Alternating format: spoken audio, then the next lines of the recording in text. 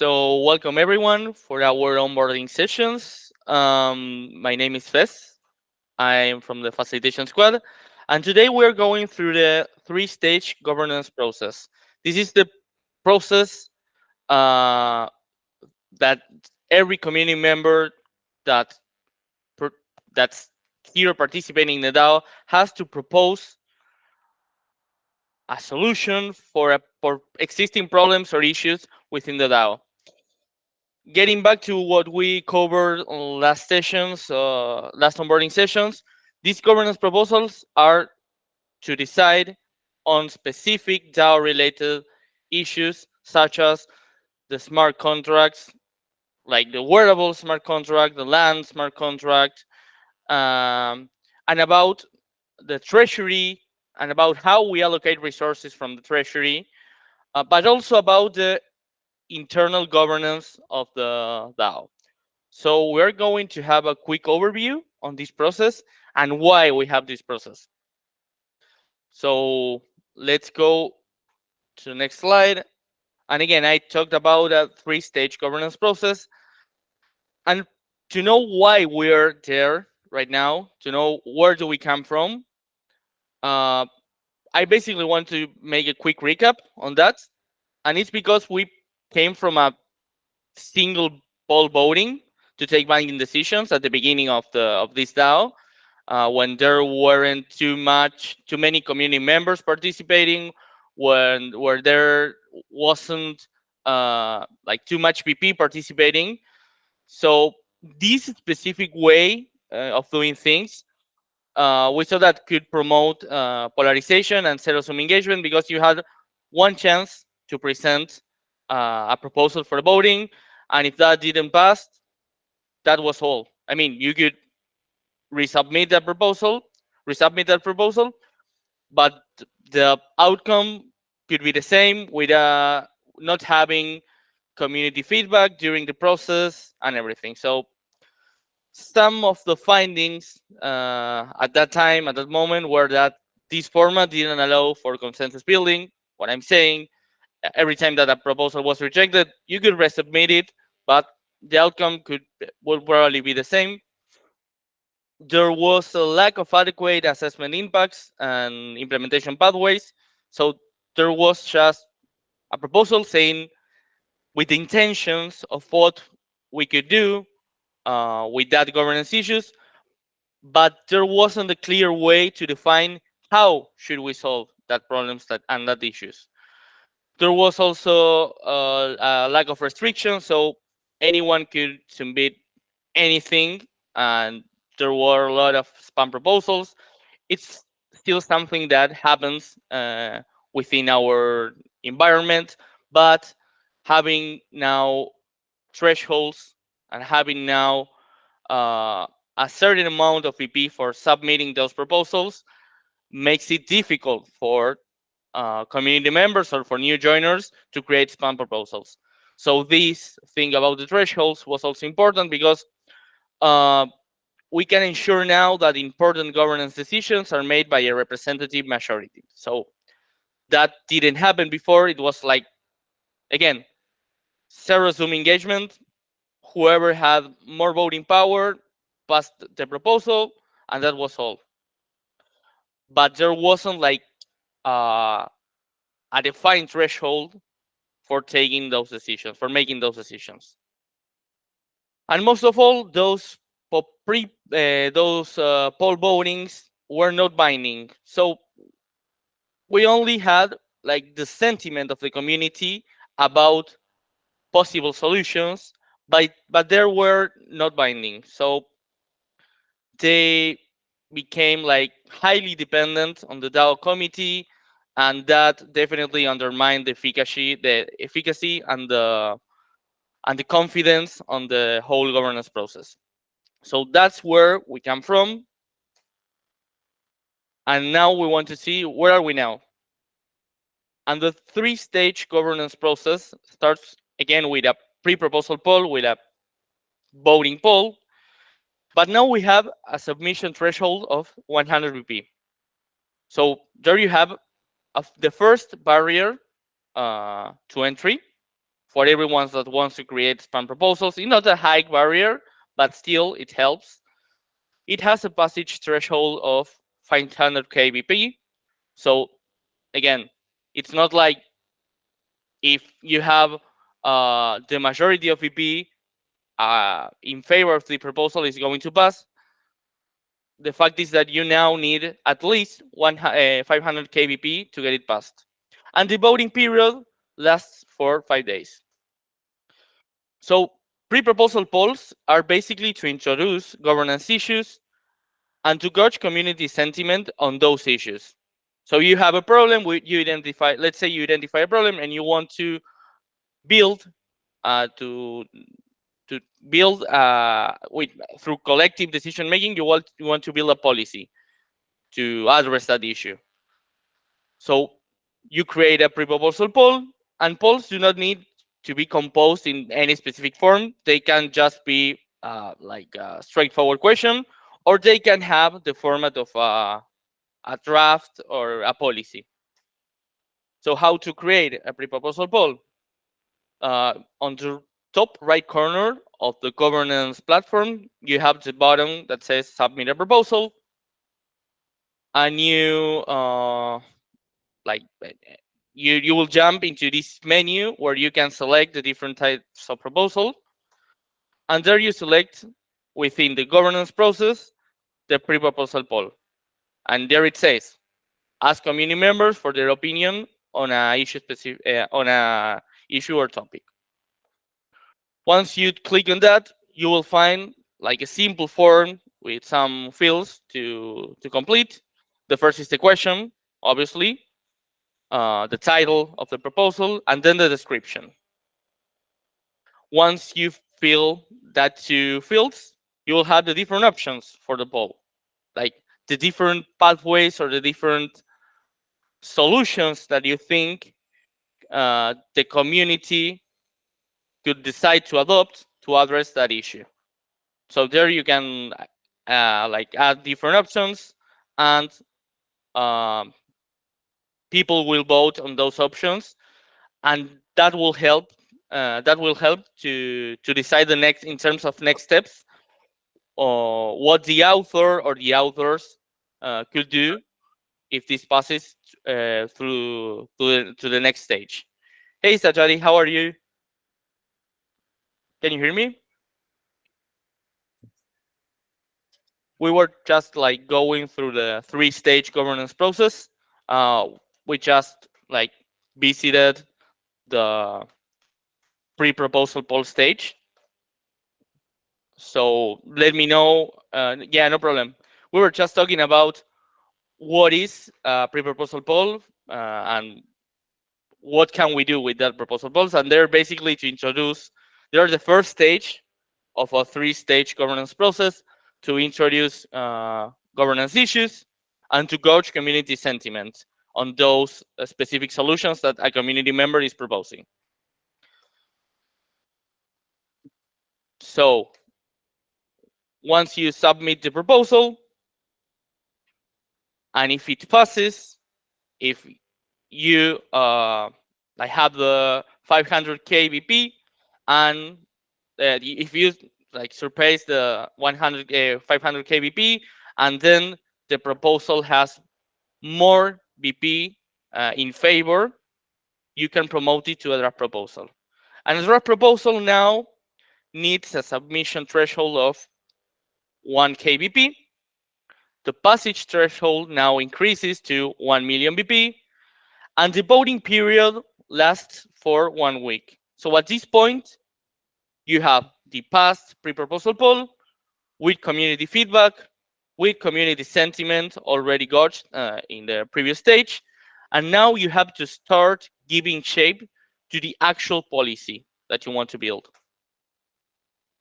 So a draft proposal poll is to present a potential policy in a more structured and formalized way. Again, you have already the community sentiment, so now you have to propose a concrete solution for the community to get their voting power, to get like you have to convince the rest of the community that the proposal that you are presenting is the best solution for that problem that you want to address. So draft proposals must be structured in a particular way, in a particular form. You have the summary, you have an abstract, you need to outline a motivation for that draft proposal. That's basically a description and the reasons why you want to present this proposal, why do you want to present that solution for that specific issue, the specification. So there you have to outline like specifically how you propose to solve that problem, and a conclusion, like a closing statement of what are you intended to do, of what the community is going to achieve if this proposal passes. So once the pre-proposal poll has passed, and if you click on that proposal, you will be able to click this button. Any community member will be able to click this button to promote it to a draft proposal. So there you will have the different fields to complete.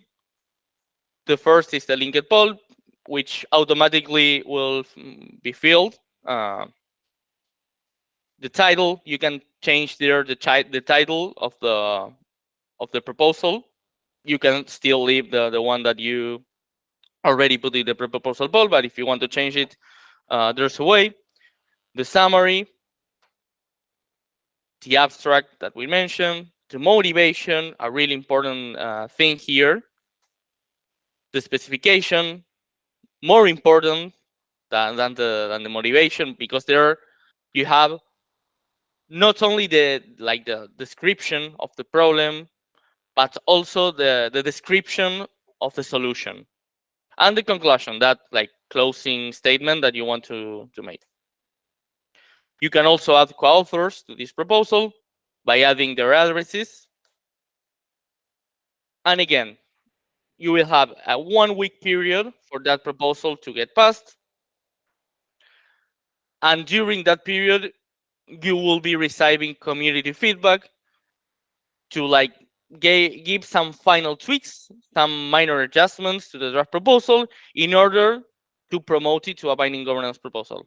So if you surpass the 1 million BP threshold and you have the majority of the BP in favor of that draft proposal, having all the community feedback that you received during that week voting period, you will be able to present or to promote this draft proposal into a binding governance proposal. So now, for presenting a binding governance proposal, you need a 2.5K BP. The passage threshold is way higher here because we're talking about a binding decision that the community is going to make. And getting back to the beginning, this binding decision could affect smart contracts as wearables, land, and other smart contracts that the DAO owns. Could be about treasury management, how to allocate resources, and could be about the self-governing of this community, about the governance process, about the governance system of this DAO. And the voting period here is way longer too, and it lasts for 2 weeks. So that gives enough time to all community members to leave their comments, supporting or not this proposal, and to vote. So a binding governance decision, a binding governance outcome, if this passes, must be structured also in a particular form. You already had the summary, the abstract, the motivation, and the conclusion that were added in the draft proposal stage. And now you have to outline the impacts of this policy, like talking about the methodology, quoting some data sources if they are relevant, and again the reasoning behind and the reasoning of why uh, that that specific policy is going to impact in a specific way the DAO. And then you have the implementation pathways that are basically like last step, let's say, to consider, and you need like to describe really well who's going to be responsible for this, which are the steps that the responsible should take to address this problem. Uh, uh, it's also a good suggestion to add some timelines for this, like everything regarding the implementation, how, who, when, uh, like in order to like not have just a document with a statement, with a, let's say, a binding document with a statement from the DAO, but also different ways that this could be implemented in the short or midterm.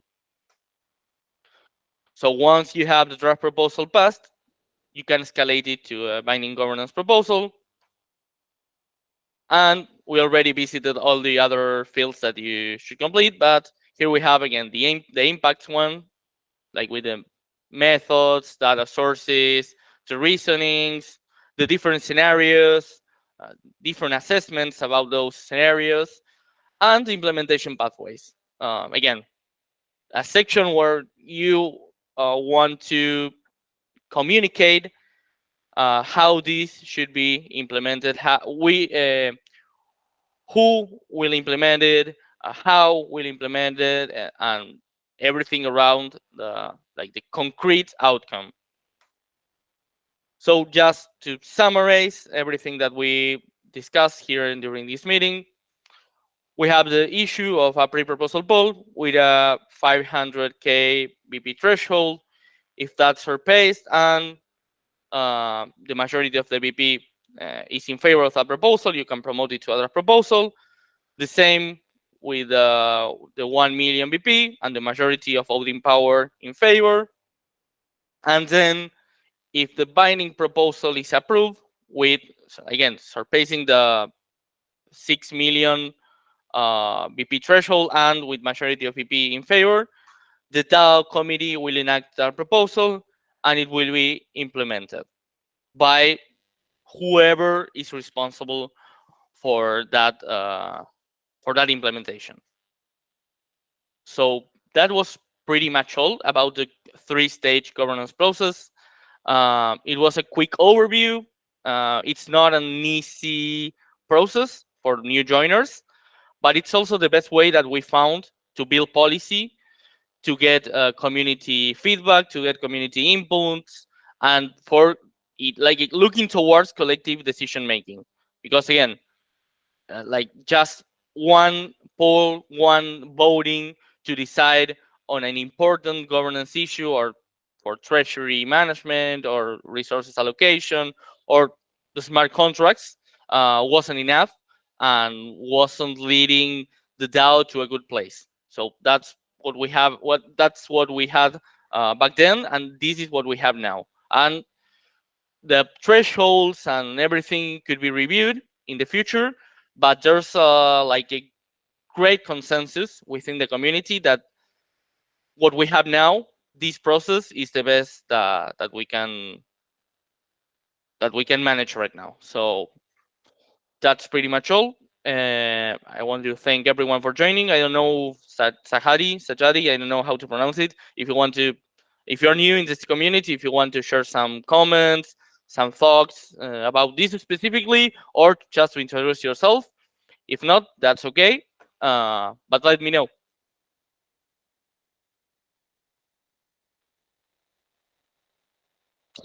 Okay, okay. Great to have you here. Here, most of the people here are part of the facilitation squad. Can Wolf, Natalie, and Franco. Well, eBay, Can Wolf, and Fractilians, and myself. So if you have any questions regarding this process or other processes like requesting grants or about like the whole picture of the DAO, I can share presentations with you. Actually, I'm going to share them right now. Wait a And do we sec. have that recording too? Isn't there one recording of Oh, it is. Yeah, that's right. we can link Um, to that as yeah, well. can you help me with that, Nat? Yeah, yeah. I Um, was gonna look for I wasn't sure of like I'm like, I know we put something up. Okay, I'll look for it. Hold on. but yeah, you have like a lot of materials like for new joiners and for people that already is involved in this DAO. Uh, but yeah, again, that's pretty much all. Let's wait till Nat share some links with us with the YouTube onboarding sessions, the recorded sessions, and yeah, I can share with you later if you are already in the Discord. Do you have a Discord user yet?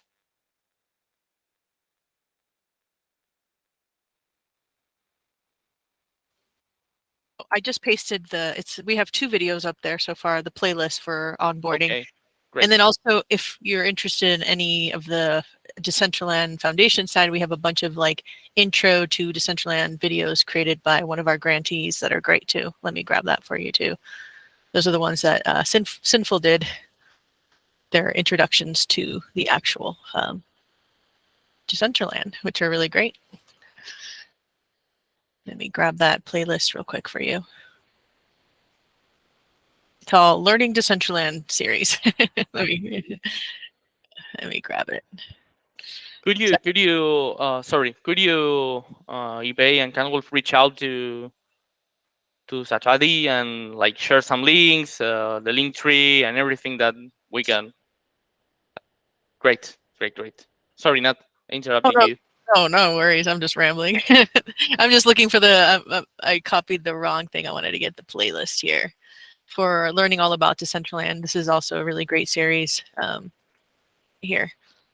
So both of those playlists would give you a good overview of the DAO and Decentraland. So if you ever have questions, of course, reach out to any of us. Thanks a lot. So, well, let's keep in touch. The guys are going to share some links with you for like a better understanding of the DAO and the processes. But yep, that will be pretty much all. Thanks everyone for joining. Have a nice day. Thank you. Bye. Thanks for joining.